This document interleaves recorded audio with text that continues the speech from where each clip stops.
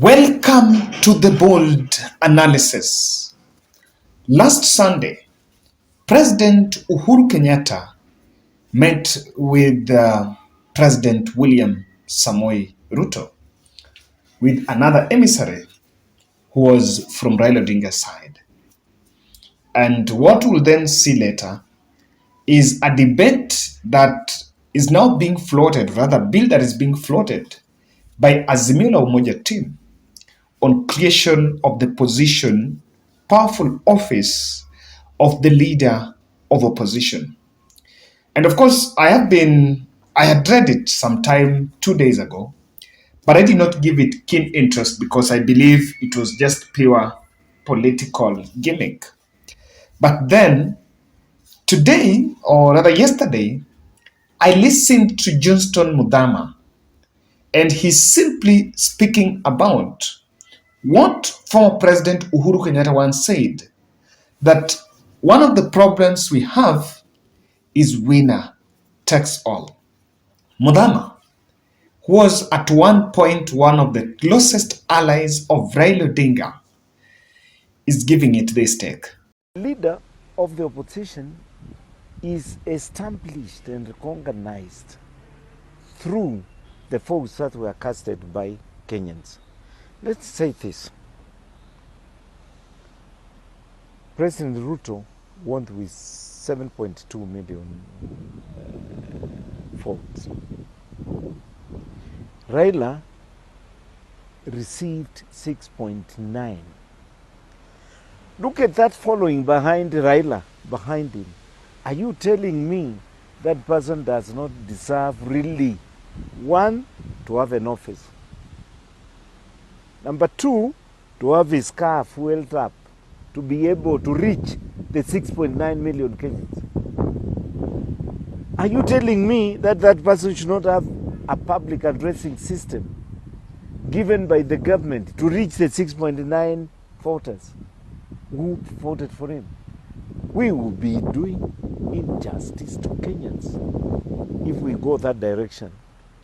Let us recognize the efforts of the Kenyans that they have put to elect the president with the majority of the votes and the leader of the opposition with less votes, which could not make him form. And so, this debate is here with us. According to the drafters of the bill, that office shall be funded by the exchequer. It will employ staff, appoint house committees, and address parliament yearly, on a yearly basis, and the office is also pensionable. It will also solicit for donor funds. What are we talking about? We're talking about a bill to be presented in parliament after the recess, and I'll try to, because now MPs are on recess, I'll try to seek an interview with maybe one of these political leaders that can shed more light and can talk to us about it. I believe that we will get one or two that can talk to us about the bill on Raila's pension, on that office of the deputy of leader of opposition and deputy leader of opposition. Before we go far, so if it is to be created, who becomes the deputy leader of opposition? Is it, of course, number one is yours truly, but who becomes the deputy? Is it Martha Karua or Kalonzo Musyoka? Even though according to that bill, it says that the leader of opposition will be one nominated by a coalition or a coalition of parties. It's nominated, not that the leader of, or rather the party leader of the biggest party there automatically becomes. It is just the leader of opposition shall be nominated. So there is a possibility of Azimio la Umoja nominating either Kalonzo or Martha Karua, if that office is to be created. So this is the twist in it. UDA are holding their ground that whereas they support the move to have that office, And they have a challenge with the fact that that office will be domiciled in parliament. We have three arms of government. You have the executive, you have the judiciary, and you have the parliament. And I think the drafters are cleverly taking that office to parliament. It is not an office that will be somewhere in Upper Hill. No, it will be domiciled in parliament. So the opposition shall work within parliament. And I think that should be where it is. I don't know what you guys think. That should be where it is. Because you can only oppose government policies and criticize them or offer alternative solutions in the floor of the house. You cannot offer those solutions on the street. So I listened to Kimani Ichung'wah saying, yes, they accept, but they seem to have a problem with the two things. Number one is being domiciled in parliament, and number two is something about the funding. Listen to Ichung'wah here. We have always encouraged bipartisanship in the consideration of any and all business that comes before us in the House. And therefore, if they intend to bring any form of bill that they want a bipartisan approach, we are always willing and ready to engage with anybody and everybody in this country. When President Ruto gave his speech, his maiden speech, after he was inaugurated, one thing he said that he wishes to see a strong opposition being in place. Nothing stops any leader, whether you're in government or in the minority or in the opposition, from soliciting for funds so long as those funds are going towards the interests of the public.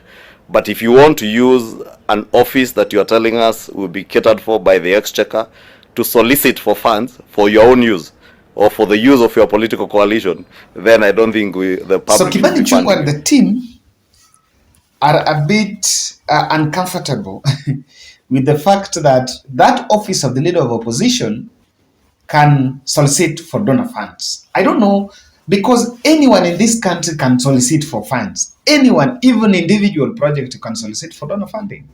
Political parties are being funded by donors. Party projects are being funded by donors. And so the issue about the funding is becoming a big problem. And I'll tell you why William Ruto team are so cautious with the move to take Raila to parliament. From what I see, the best way, winner takes all was barely solved in 2017 by that handshake, because Raila was in the fold. Now, and that handshake, William Ruto and Rigathi Gachagua criticized it, saying that Raila left his role of putting the government on check. And that's why things went wrong. So they've always been maintaining that they want opposition so that they can be put on check. It's a big lie that things don't work because there is no opposition. Because if government want to do small bad things, kufanya vitu mbaya is an intention. It doesn't matter whether someone is criticizing you or not. But that line of we want a strong opposition, that is the bait that seems Azimio la Umoja have captured.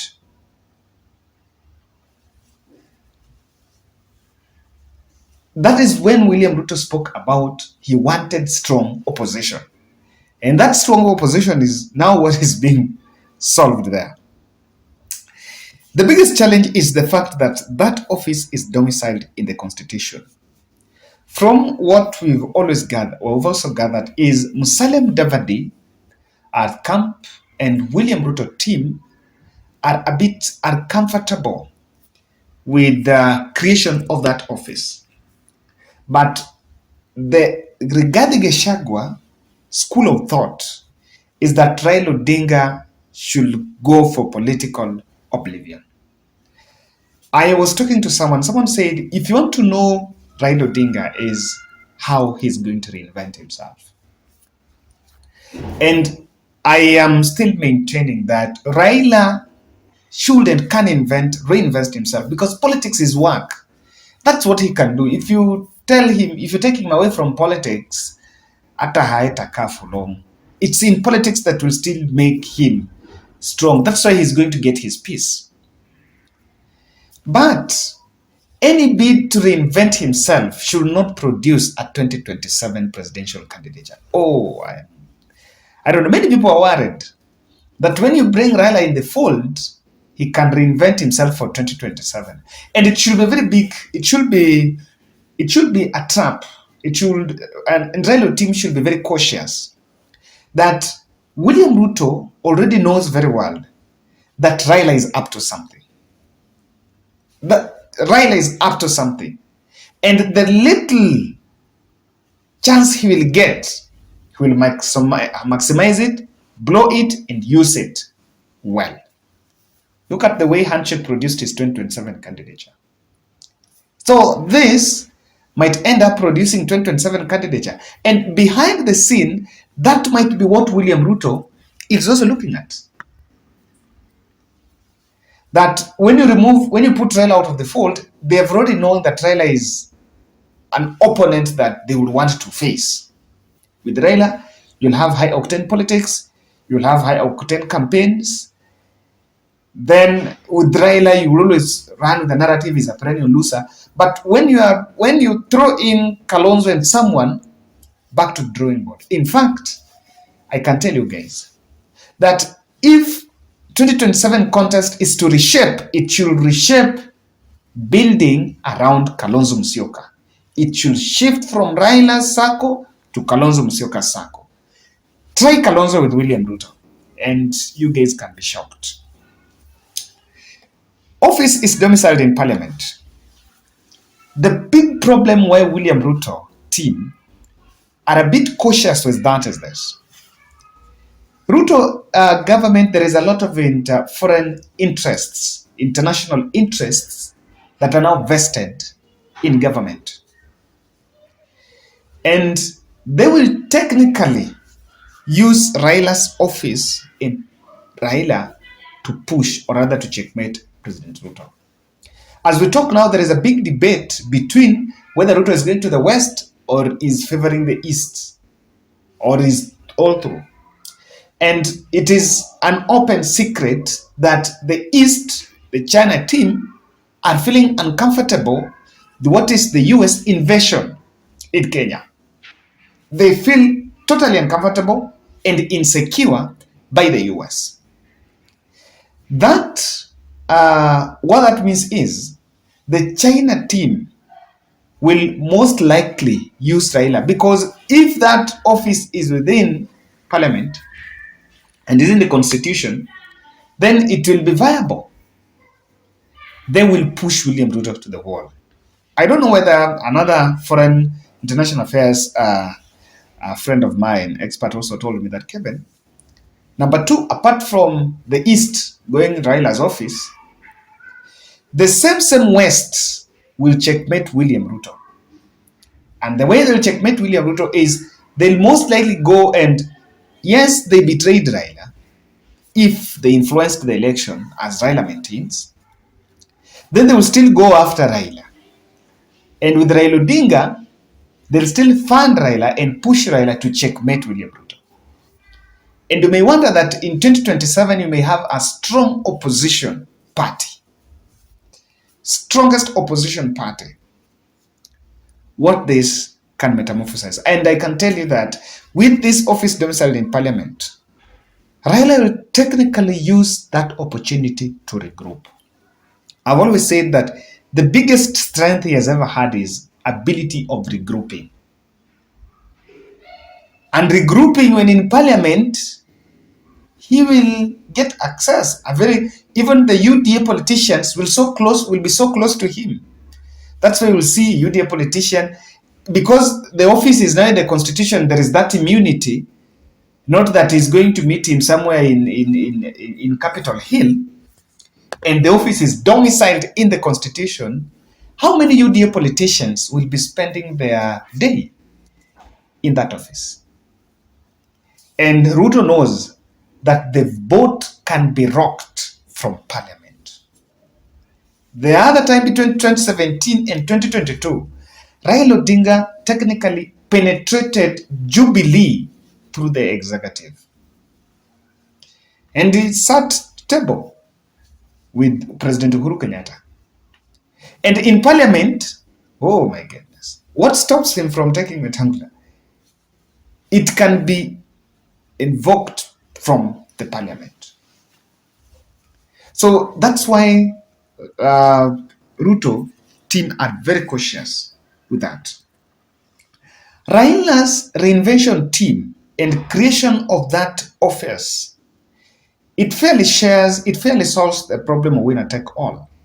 But I see it as a strategy that will tone down the negativity message that government is putting on Raila. By the way, he won't say that that office has been given by William Ruto. He will actually say that it's taxpayers' money, and not even saying it taxpayers' money. And I agree with what Mudama said, that it's not a favor to create that office because it is Kenyan. The same taxes we pay that are paying all the other MP salaries, even though our salaries we know we borrow a lot, but are doing other services for government, the same taxes that also Raila is going to get. When the negativity messages go down, the blame game currency that UDA is depending on to keep them afloat for some time will be depleted. And I can tell you, this is a very strategic move. I see two people in it. I see President Uhuru Kenyatta. I see also the foreign powers. You know, Uhuru Kenyatta has, and maybe Uhuru has told William Ruto that, look here, you're not going to manage Raila. If you don't, you must. You're not going to manage Raila with Raila. Ladies and gentlemen, what's your take? I don't know. Do you support the creation of that office, or can it be seen as another form of handshake? I like it because it creates the vibrance, even the trade unions. These doctors, teachers, unions, all those unions, when they want, they'll actually be going to the office of the leader of opposition, taking the issues that to be articulated. I see it as a big thing, part of Raila reinvention. That's my take.